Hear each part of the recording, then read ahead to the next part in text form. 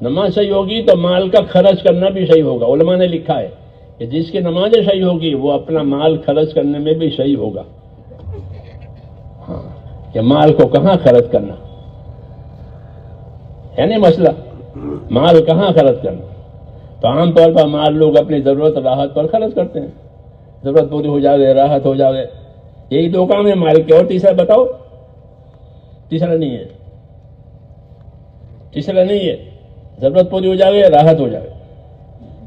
ہاں یہ تو ہر ایک کرے گا، مسلم ہو غیر مسلم ہو، مال کو ضرورت راحت پر لگانا. ہمارے ہاں ایسا نہیں ہے کہ مال کو کہاں خرچ کرو گے، کہ مال کو حقوق ادا کرنے پر خرچ کریں گے. یہ دیکھیں گے کہ مال کی وجہ سے کیا کیا حقوق میرے اوپر آتے ہیں. یہی علم و ذکر کا مطلب ہے کہ علم و ذکر کے ساتھ چلو کہ میں مالدار ہوں تو مال کی وجہ سے میرے اوپر کیا حقوق آتے ہیں. میں تندرست ہوں تو تندرستی کی وجہ سے کیا حقوق آتے ہیں. تبلیغ میں جو نمبر رکھا ہے تیسرا، وہ بیدار کرنے کے لیے ہے، ہوشیار کرنے کے لیے ہے. ہاں یہ نہیں کہ جیسے چلو جہالت کے ساتھ پھرتے رہو اور جہالت تو اپنی جگہ ویسی کہ ویسی ہے. ایسا نہیں ہے. یہ تو ایسا ہو گیا کہ کوئی بلی کتا کنویں میں گر گیا تھا، پانی تو نکال دیا اور کتا بلی تو ابھی اندر ہی ہے، تو کنواں پاک ہوگا؟ تو پہلے کیا کرنا ہے؟ پہلے وہ چیز ناپاک جو ہے اس کو نکالو، پھر پانی نکالو، پھر پاک ہو جائے گا. ہاں یہ مطلب ہے کہ اپنی زندگی کی تمام کمی کمزوریاں کو سامنے رکھنا اور اس کو اصلاح کرنے کے لیے اس محنت کو، تاکہ زندگی کی کمزوری نکل جاوے، سستی نکل جاوے، عبادت کی سستی ہو، معاملات اور لین دین کی سستی ہو، کہ یہ چیزیں ہمارے اندر سے نکل جاوے. اور ہر حکم کو اس کے طریقے پر کرنا آ جاوے.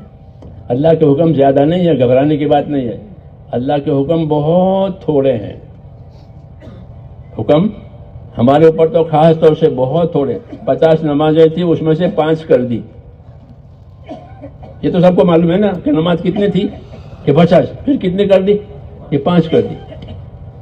اس میں بھی آسانیاں کر دی، سفر کی وجہ سے، عذر کی وجہ سے بہت آسانیاں آئے. جی ہاں، کیوں کہ اللہ کا ارادہ ہی آسانی کرنے کا ہے. جیسے میں نے پہلے کہا کہ اللہ کا ارادہ ہی آسانی کرنے کا ہے. لیکن دین سیکھنے کی ضرورت ہے. دین سیکھیں گے تو دین کی آسانیاں معلوم ہوگی. دین نہیں سیکھیں گے تو دین کی مشکلات ہی معلوم ہوگی کہ دین بہت مشکل ہے. ہاں کیوں؟ بغیر سیکھے کرنا ہر کام مشکل، بغیر سیکھے ہر کام مشکل، اور سیکھ کے ہر کام آسان. دعوت اور تبلیغ کی بڑی غرض یہ ہے کہ ایک ایک مسلمان اپنی دینی زندگیوں کو سمجھے کہ میری زندگی میں دین کیسے آوے، ایمان میرا کیسا بنے، اللہ سے تعلق پیدا ہو جاوے، اللہ کا خوف پیدا ہو جاوے، پھر میری عبادتیں صحیح ہو جائے. کیا صحیح ہو جاوے؟ ہماری عبادتیں صحیح ہو جائے، نماز صحیح ہو جائے، روزہ صحیح ہو جائے، زکوٰۃ پوری عالموں سے پوچھ کر ادا کی جائے. ہاں لوگ سمجھ کے ہم کہاں مالدار ہیں، ہم کہاں، حالانکہ وہ مالدار ہوتے ہیں، وہ مالدار ہوتے ہیں، لیکن وہ کہ ہم کہاں مالدار ہیں، تو زکوٰۃ ادا نہیں ہوتی.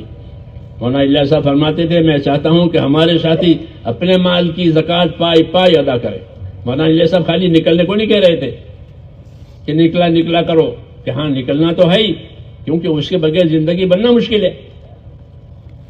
لیکن یہ بھی کہتے تھے کہ میں چاہتا ہوں کہ ہمارے ساتھی اپنے مال کی پائی زکوٰۃ ادا کرے. عالموں سے پوچھے کہ کتنے مال پر زکوٰۃ ہوتی ہے. جسے وکیلوں سے پوچھنے نہیں جاتے، وکیلوں سے نہیں پوچھتے. کوئی کام سرکاری آ گیا تو وکیلوں سے پوچھنا جاتا ہے، وہ سرکاری قانون میں پکڑ نہ ہو جاوے.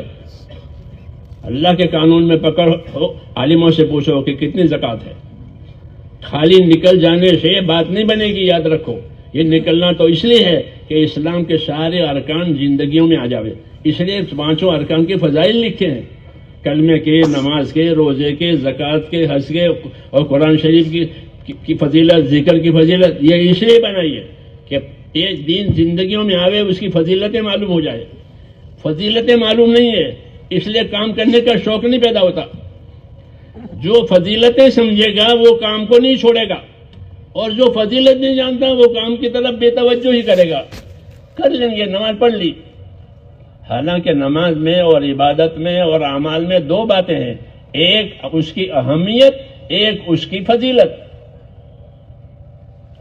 ہاں، اس کو بہت کم لوگ سمجھتے ہیں۔ ایک اس کی اہمیت ہوتی ہے، ایک اس کی فضیلت ہوتی ہے کہ تمہارے کام کی کیا اہمیت ہے۔ مثال کے فجر کی دو سنت کتنے آسان ہے، دو سنت، اس میں قل یا ایھا الکافرون قل اللہ پڑھنا چاہیے، ہلکی ہے وہ، اس کو ہلکا پڑھنا ہے۔ لیکن یہ فجر کی سنت اہمیت اس کی ہے کہ فجر کی 2 رکعت نماز سنت دنیا ما فیہا سے بہتر ہے۔ اگر کوئی ابو ہریرہ سے پوچھے کہ ابو ہریرہ فجر کی 2 سنتوں کے بارے میں کیا رائے ہے، تو ابو ہریرہ یہی کہیں گے،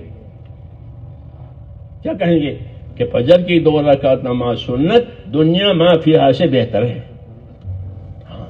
اس کو اہمیت کہتے ہیں، یعنی اس کا وزن ہے۔ مسلمان بیچارے اپنے اعمال کی فضیلت بھی نہیں جانتے، اہمیت بھی نہیں جانتے۔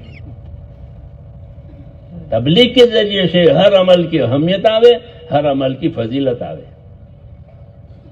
تو وہ سمجھا کہ میرے عمل کی کیا قیمت ہے۔ تاجر اپنی کوئی آئٹم بیچتا ہے تو ایسا نہیں ہوتا کہ وہ اس کی قیمت نہیں جانتا، نفع نہیں جانتا۔ ایسا کوئی ہے کہ کوئی چیز بیچے اور نہ اصل قیمت معلوم ہے نہ نفع معلوم ہے؟ ایسا کوئی تاجر نہیں ہے۔ ہے کوئی تاجر تمہارے ایسا کہ بھئی کیا نفع ہوا اور مدل کیا قیمت تھی یہ پتہ نہیں؟ ایسا کوئی تاجر نہیں ہے۔ وہ مدل بھی جانتا ہے، نفع بھی جانتا ہے کہ اتنے پر آئی تھی، اتنے پر یہ چیز جا رہی ہے۔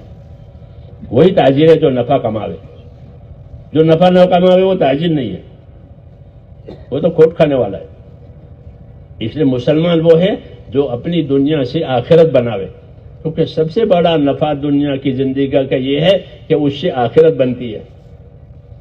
یہ دنیا کی سب سے بڑا کمال ہے، ورنہ دنیا تو مچھر کے پر کے برابر بھی نہیں ہے۔ روز سنتے ہیں پھر اللہ نے دنیا کیوں بنائی ہے جب مچھر کے برابر بھی نہیں ہے؟ خود ہی کہتے ہیں وہ کہ دنیا کو اس لیے بنایا ہے کہ دنیا سے آخرت بنے گی۔